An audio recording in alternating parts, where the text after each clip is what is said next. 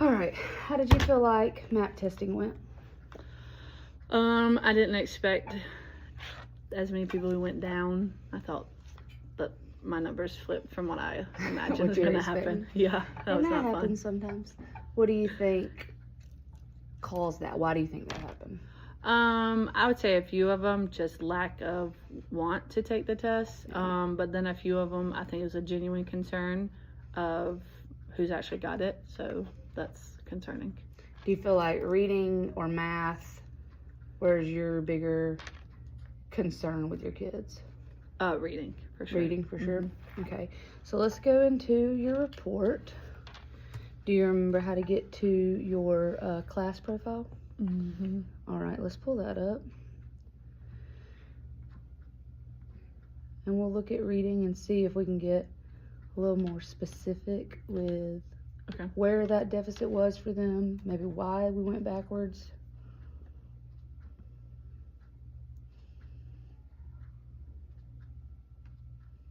And which one do you want? The class profile.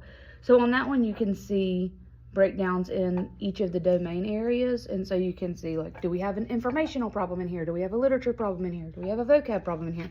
And I know that you had said you'd been working on vocab a lot with your kids. So hopefully we see that paid off. All right, if you'll just, let's click on instructional area. Okay. All right, so now you can see where you have your larger amount of red. That's where your biggest weakness would be. And look, what was your highest? Vocab. Yep. And you know that's what you've been working on with them. And so that's honestly always kind of, well, you tell me first. Does that shock you? Yeah, no, or do you feel like? No, that makes sense because I have been working on vocab. That thankfully that's the least amount of red. Informational though, that was high in the beginning of the year, but I thought after our informational unit that would go down, but it's still a struggle. So yeah, and a lot of times struggling readers with the like academic vocabulary that's in there, that's a little bit difficult. So as you're working on vocabulary, that might be like a good shift that you could make, is working on content specific vocabulary like science and social studies words, because that's the thing that they struggle with a lot of times in the informational text, or those domain or content specific words. So if we come down here, we can see each kid specifically and then like which area they fell in. Now we know we can see their overall growth and projection and all of that. Sure. And that's what you've already seen, that you're like, that wasn't what you were expecting. So now we want to dig into that a little bit more and think about why was that like that, and which area could I really focus on to try to like make up for some of those gains. Now, in your classroom, in the small groups that you've been doing like last semester, do you feel like this was the kind of stuff you were focusing on, or what do you feel like you were mostly focused on in reading? In small group was more like phonics and multisyllabic stuff. So like breaking down the words just to be able to read the text, not necessarily what was in the text. I got you. Do you feel like on their core, though, that showed growth? Oh, for sure. So, and that's where it's like, we got fifth graders with such big gaps. Like they need this phonics work, but they also really need grade level exposure too. And for some of them, it's honestly going to be teaching test taking strategies, like believing that they still can pass this test even though you're not reading on a fifth grade level. So as we look at this is going to be more focused on the grade level content that we can provide them with. So that's not to say phonics should be thrown away and we shouldn't still be working on that. It's more to say here's more that we need to work on. Right. But I think kind of transitioning our focus to being a little bit more of this grade level content, building the stamina with the reading right now as we prepare for milestones, is going to get you more bang for your buck on test scores with them. So on this document here that I shared with you, there's like take each of your sections and we're going to look at, for instance, this child here. What would you say his biggest weakness is? I mean, he's literally all across the same. Specifically, I would probably go informational for him. Okay. And if you look here, our Lexile is really going to be important for us because especially if he's projected to be a 2 on the milestones. That Lexile is going to be what takes him one way or the other. Okay. So in 5th grade, we're looking for 830 to a 1010. We're at a 495. So really building up that vocabulary, being able to, this is where seeing texts that have more complex sentence structures Right. is going to help him, because that's 495 is going to have simple structures with their sentences, whereas what he's going to see on Georgia Milestones is not going to have that. Right, So right. we've got to try and expose him to it. Exactly. All right, and then holy cow, what do you think about that one?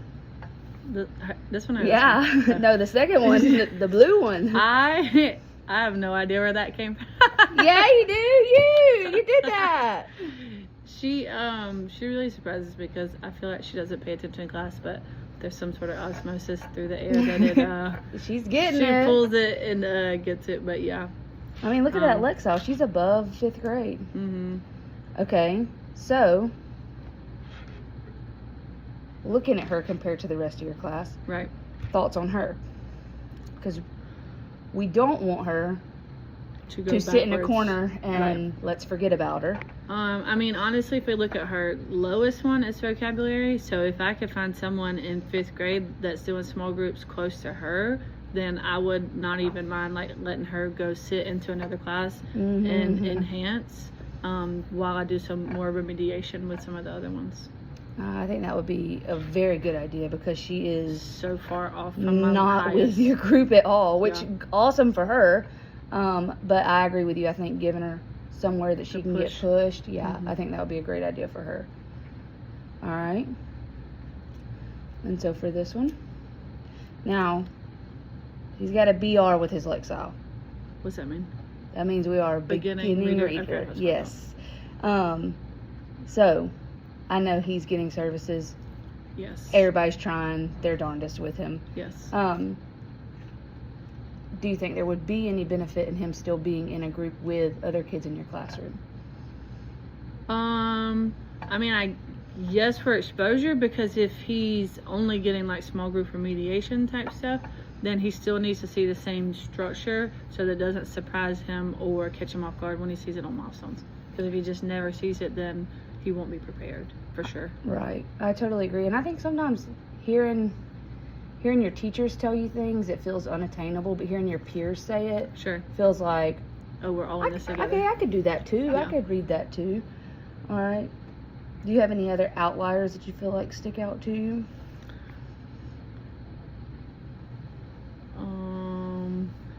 This one, but she's also being served. But I did speak with her about hers, and she let me know that she was really distracted, even though she is in a small group.